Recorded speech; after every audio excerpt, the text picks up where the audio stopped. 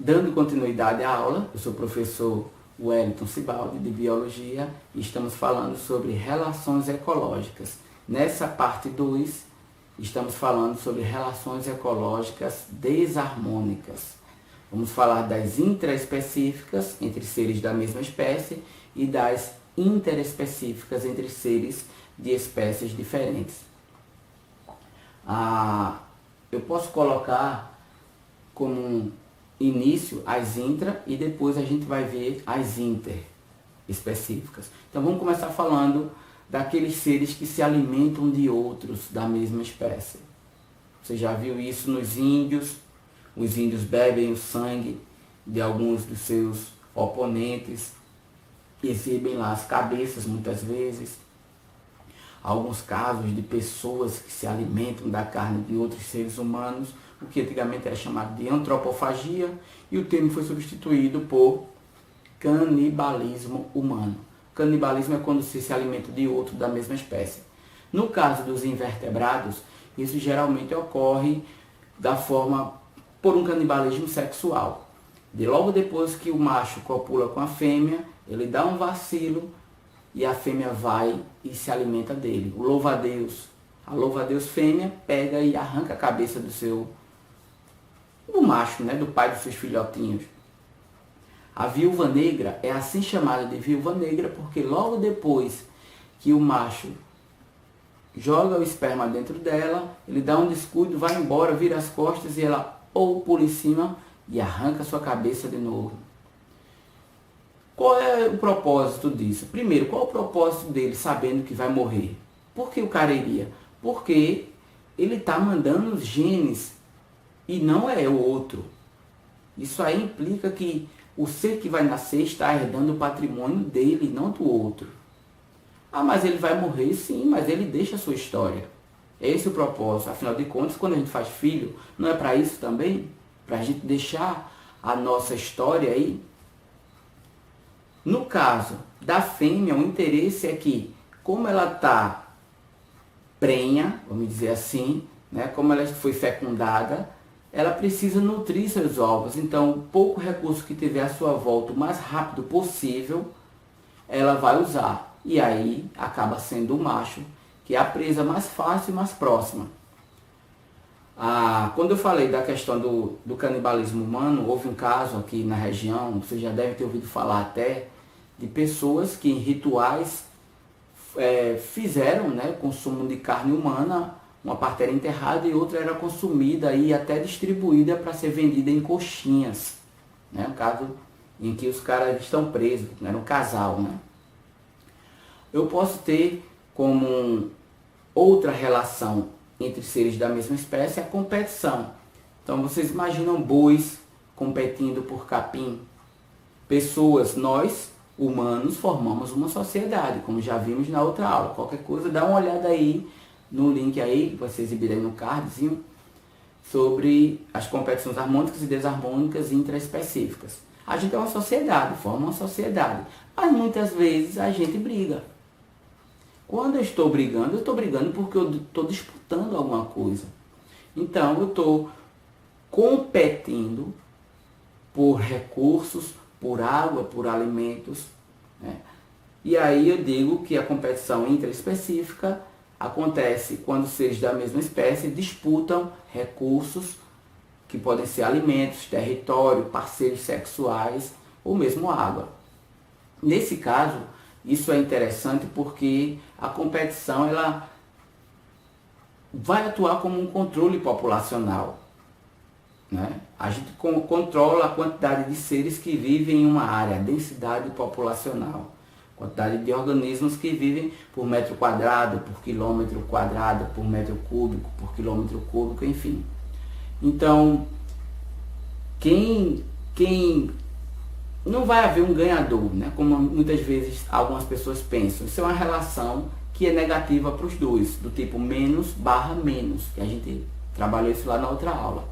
Você vai dizer, mas o cachorro ganhou a briga, o urso foi vitorioso naquela batalha lá, o leão agora é o dono do território. Mas os dois perderam, porque quando eles brigam, quando eu estou competindo com outro ser, eu estou diminuindo o recurso que fica para o outro e vice-versa. Quando eu brigo, eu estou perdendo tempo, eu estou perdendo recurso e estou perdendo energia. Isso pode ser evitado como? Quando eu faço o territorialismo, que os cachorros fazem muito bem, que os lobos fazem muito bem, que os coelhos fazem muito bem, como urinando para marcar seu território. Ah, mas quando eles entram, aí o cacete come, não tem como evitar. Mas é uma forma de você diminuir essas brigas e diminuir as perdas de recursos aí. Agora vamos falar das competições, não. Vamos falar das relações desarmônicas entre espécies diferentes, interespecíficas no caso. Continuando com competição. Imagina que você tem boi, cabra e ovelha, tudo comendo capim. Você tem animais brigando por uma certa presa aí, né? Então eles vão competir. No caso, quando eu tenho boi, ovelha e cabra, eles competindo, uma forma que eu poderia fazer para diminuir essa competição é colocá-los em currais diferentes. O criador, né, o ruralista, ele sabe disso. Mas houve um cientista chamado George Gause que ele trabalhou isso muito bem. Em 1934, ele estudando protozoários, os paramécios, ele viu que quando o paramécio aurelia, né, veja se dá para ver aí na imagem, o paramécio aurelia e o paramécio caudatum, eles eram criados separadamente, eles cresciam no seu limite de sustentabilidade de acordo com os nutrientes que eram disponibilizados. Mas quando eles eram colocados juntos, havia uma competição. E o paramécio caudatum, por ser maior, por ser aquele que tem uma reprodução mais lenta, acaba diminuindo sua população até entrar em extinção.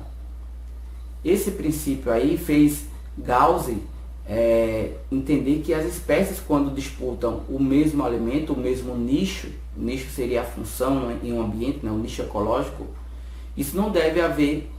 E a melhor forma que a gente tem é separá-las. Isso se chama princípio da exclusão de Gause, que é aquilo que a gente falou, né? Para nossa ideia, né? Brasil, em loco, uma coisa maior, separar os bois em outro pasto, ou colocá-los em ambientes diferentes, se puder dar alimentos diferentes, porque você diminui essa competitividade.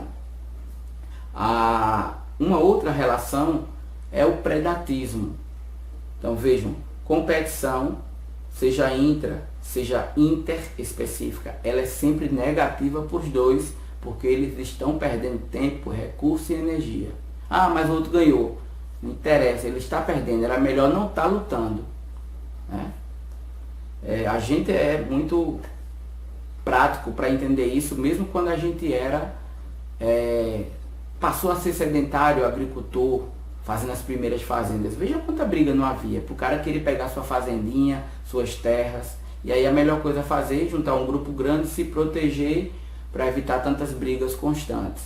Que ainda hoje há. A gente é sociedade, a gente compete também. As coisas são muito intrínsecas, né, vamos dizer assim. No caso, o predatismo é a relação que ocorre entre seres de espécies diferentes, onde um se alimenta do outro.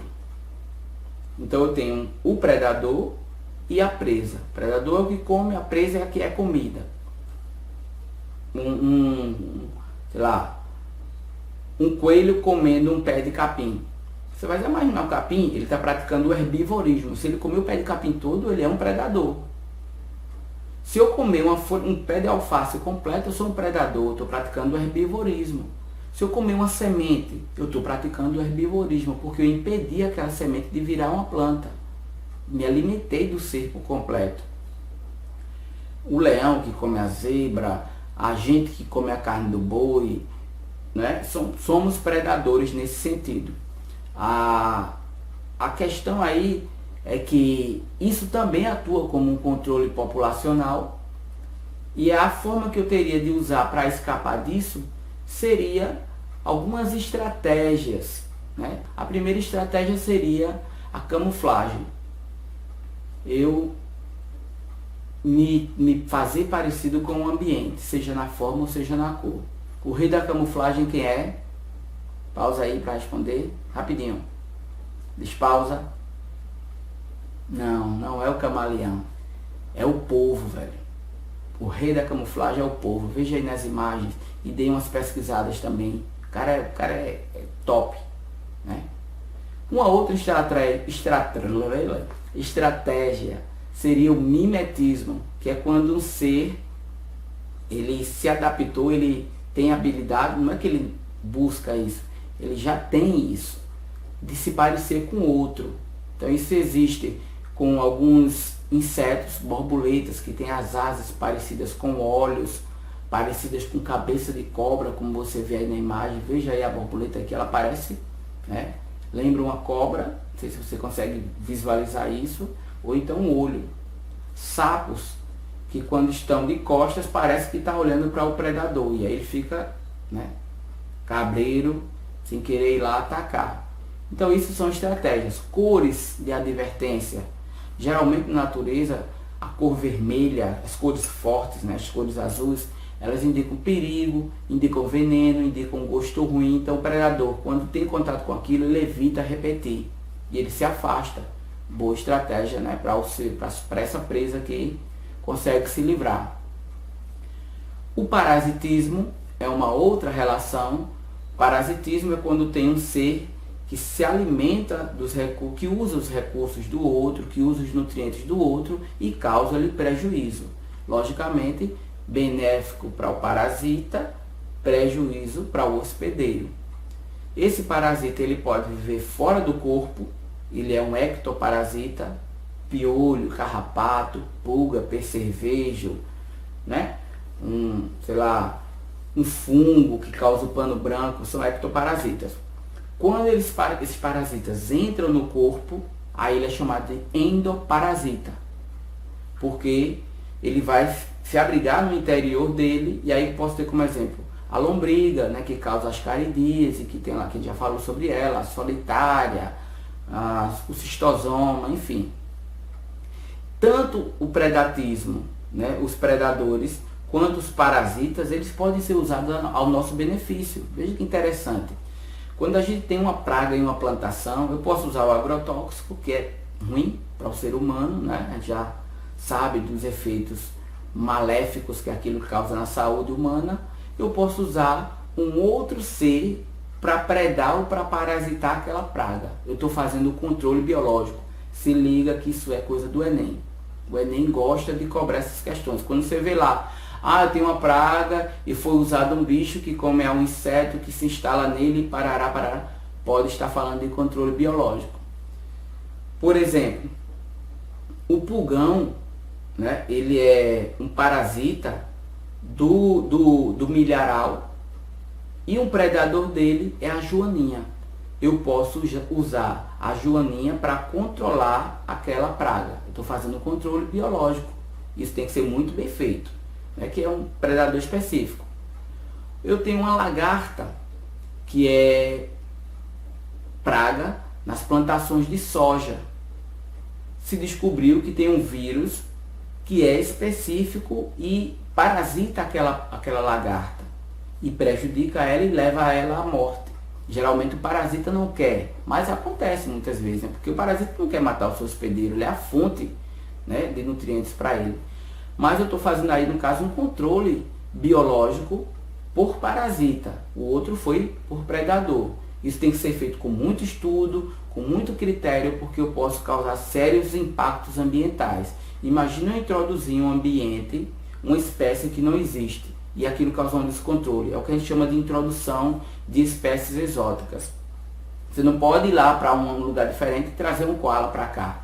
Vai que os bichos começam a se proliferar aqui e não tem predador para ele. Isso foi feito com a tilápia. A tilápia é um peixe que veio para cá na década de 70 para matar a fome do nordestino. E era criado em açude.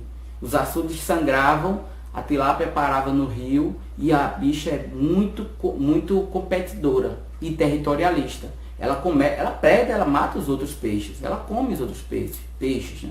Então virou uma praga realmente. O pardal, o pombo são outros exemplos de espécies exóticas. O acatina fúlica, que inclusive foi a minha defesa na monografia, ele traz sérios impactos ambientais aqui no Brasil. O bicho está em todos os estados do Brasil, que é aquele caramujo africano. Enfim, tem que ser um processo criterioso quando você vai introduzir uma espécie exótica para controlar outra. O controle biológico tem que ser com base em muito estudo. O amensalismo. O amensalismo é uma relação positiva barra negativa. Por que positiva barra negativa?